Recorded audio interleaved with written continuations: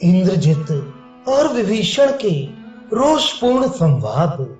पूर्वोक्त बात कहकर हर्ष से भरे हुए विभीषण धनुर्धर सुमित्रा कुमार को साथ लेकर बड़े वेग से आगे बढ़ी। थोड़ी ही दूर पर जाने पर विभीषण ने एक महान वन में प्रवेश करके लक्ष्मण को इंद्रजित के कर्मानुष्ठान का स्थान दिखाया। वहां एक बरगद का वृक्ष था जो श्याम मेघ के समान सघन और देखने में भयंकर था। रावण के तेजस्वी भ्राता विभीषण ने लक्ष्मण को वहां की सब वस्तुएं दिखाकर कहा, सुमित्रा नंदन, ये बलवान रावण कुमार प्रतिदिन यहीं आकर पहले भूतों को बलि देता, उसके बाद युद्ध में प्रवृत्त होता है। इसी से संग्राम भूमि में ये राक्षस संपूर्ण भूतों के लिए अदृश्य हो जाता है और उत्तम बाणों से शत्रुओं को मारता तथा बांध लेता है। अतः जब तक ये इस बरगद के नीचे आए, उसके पहले ही आप अपने तेजस्वी बाणों द्वारा इस बलवान राजकुमार को रथ, घोड़े और सारथी सहित नष्ट कर दीजिए। तब बहुत अच्छा कहकर मित्रों का आनंद बढ़ाने वाले महातेजस्वी सुमित्रा कुमार अपने विचित्र धनुष की टंकार करते हुए वहीं खड़े हो गए। इतने में ही बलवान राजकुमार इंद्रजित अग्नि के समान तेजस्वी रथ पर बैठा हुआ कवच, खड्ग और ध्वजा के साथ दिखाई पड़ा। तब महातेजस्वी लक्ष्मण ने पराजित न होने वाले कुलस्थ कुल नंदन इंद्रजित से कहा, राक्षस कुमार, मैं तुम्हें युद्ध के लिए ललकारता हूं। तुम अच्छी तरह संभल कर मेरे साथ युद्ध करो। लक्ष्मण के ऐसा कहने पर महातेजस्वी और मनस्वी रावण कुमार ने वहां विभीषण को उपस्थित देख कठोर शब्दों में कहा, राक्षस, यही तुम्हारा जन्म हुआ और यहीं बढ़कर तुम इतने बड़े हुए। तुम मेरे पिता के सगे भाई और मेरे चाचा हो, फिर तुम अपने पुत्र से मुझसे क्यों द्रोह करते हो? दुर्मति, तुम में ना तो कुटुंबी जनों के प्रति अपनापन का भाव है, ना आत्मीय जनों के प्रति स्नेह है और ना अपनी जाति का अभिमान ही है। तुम में कर्तव्य अकर्तव्य की मर्यादा, भ्रात प्रेम और धर्म कुछ भी नहीं है। तुम राक्षस धर्म को कलंकित करने वाले हो। दुर्बुद्धि, तुमने स्वजनों का परित्याग करके दूसरों की गुलामी स्वीकार की है। अतः तुम सत्पुरुषों द्वारा निंदनीय और शोक के योग्य हो। नीच निशाचर, तुम अपनी शिथिल बुद्धि के द्वारा इस महान अंतर को नहीं समझ पा रहे हो कि कहां तो स्वजनों के साथ रहकर स्वच्छंदता का आनंद लेना और कहां दूसरों की गुलामी करके जीना है। दूसरे लोग कितने ही गुणवान क्यों ना हो और स्वजन गुणहीन ही क्यों ना हो, वे गुणहीन स्वजन भी दूसरों की अपेक्षा श्रेष्ठ ही है, क्योंकि दूसरा दूसरा ही होता है।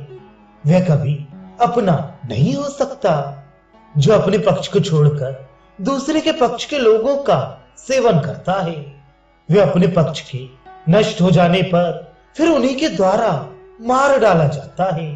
रावण के छोटे भाई निशाचर, तुमने लक्ष्मण को इस स्थान तक ले आकर मेरे वध करने के लिए प्रयत्न करके ये जैसी निर्दयता दिखाई है, ऐसा पुरुषार्थ तुम्हारे जैसा स्वजन ही कर सकता है।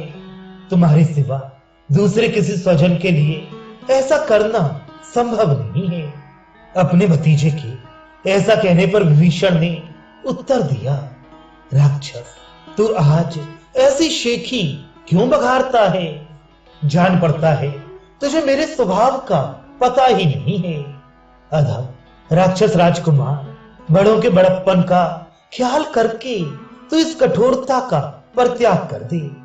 यद्यपि मेरा जन्म क्रूर कर्मा राक्षसों के कुल में ही हुआ है, तथापि मेरा शील स्वभाव राक्षसों का सा नहीं है।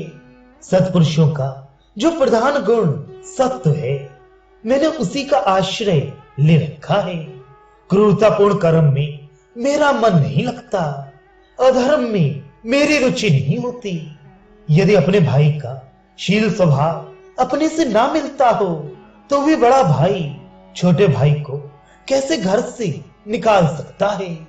परंतु मुझे घर से निकाल दिया गया, फिर मैं दूसरे सत्पुरुष का आश्रय क्यों ना लूं, जिसका शील स्वभाव धर्म से भ्रष्ट हो गया हो, जिसने पाप करने का दृढ़ निश्चय कर लिया हो। ऐसे पुरुष का त्याग करके प्रत्येक प्राणी उसी प्रकार सुखी होता है जैसे हाथ पर बैठे हुए जहरीले सर्प को त्याग देने से मनुष्य निर्भय हो जाता है। जो दूसरों का धन लूटता हो और पराई स्त्री पर हाथ लगाता हो, उस दुरात्मा को जलते हुए घर की भांति त्याग देने योग्य बताया गया है।